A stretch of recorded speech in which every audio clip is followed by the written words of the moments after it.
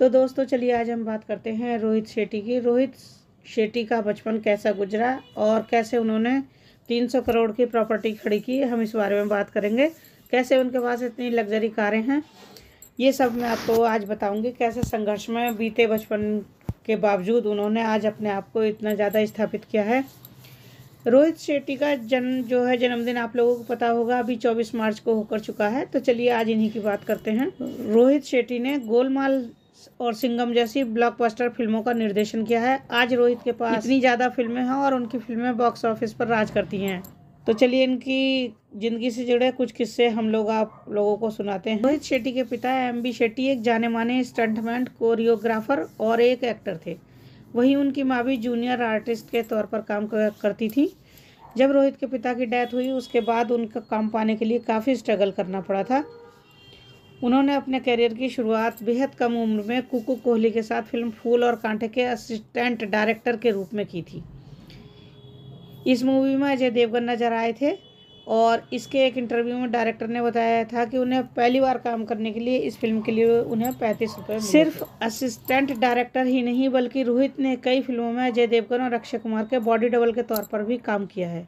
इसके बाद action director ने साल 2003 में अजय देवगन स्टारर फिल्म जमीन से अपना डेब्यू किया। उसके बाद उन्होंने कई फिल्मों को डायरेक्ट किया, लेकिन उन्हें पहचान कॉमेडी फिल्म गोलमाल के बाद मिली।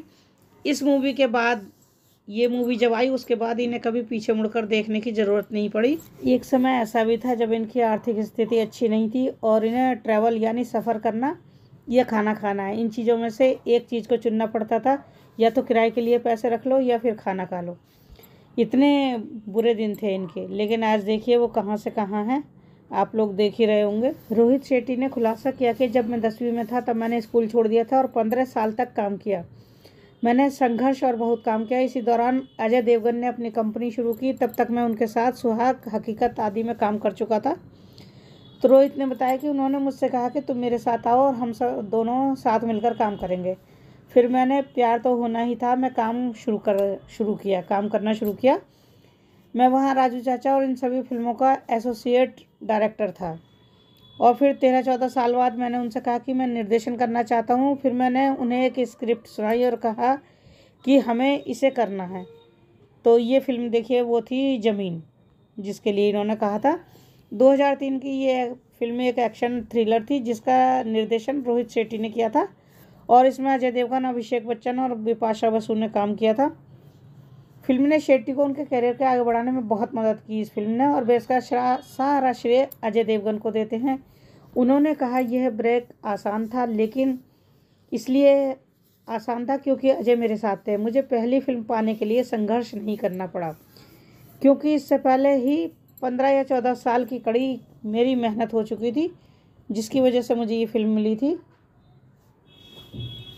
तो फिल्म दिलाने के लिए अजय देवगन का शुक्रिया अदा करते हैं रोहित शेट्टी अपने माता पिता, एक्शन निर्देशक एम.बी. शेट्टी और स्टंट वूमन रत्ना शेट्टी के अनुभवों के कारण हड्डियां तोड़ना अपना पारिवारिक व्यवसाय मानते हैं।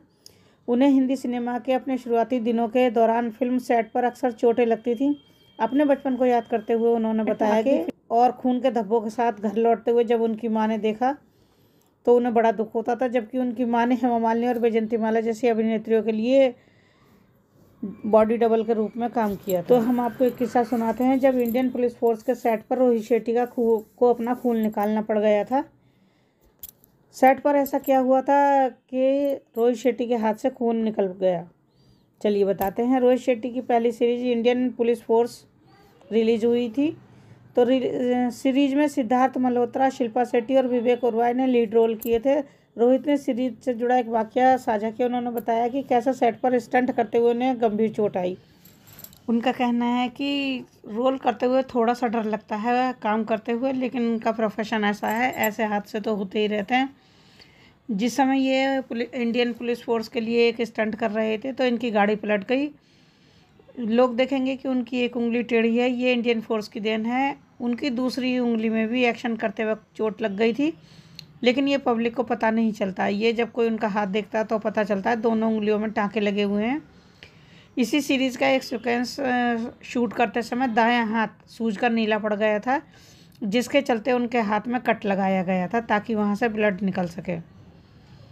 अब इतना ज़्यादा हो गया है, वो कहते हैं कि अब मैं क्या ही डरूँगा।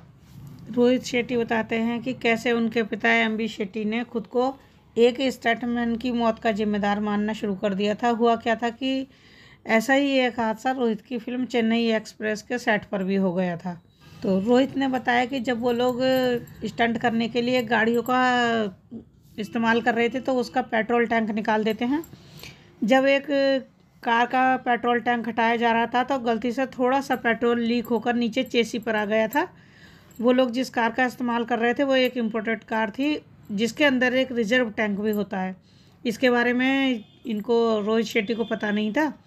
उन्होंने शूट ख़त्म किया और आग बुझाने चले गए, लेकिन एक चिंगारी उड़कर पीछे चली गई और उस कार में आग लग गई।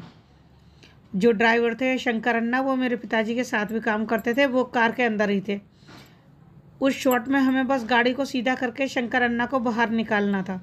जब अचानक एक चिंगारी उड़ी और गाड़ी ने आग पकड़ ली। चंद सेकंड में गाड़ी ने आग पकड़ ली थी।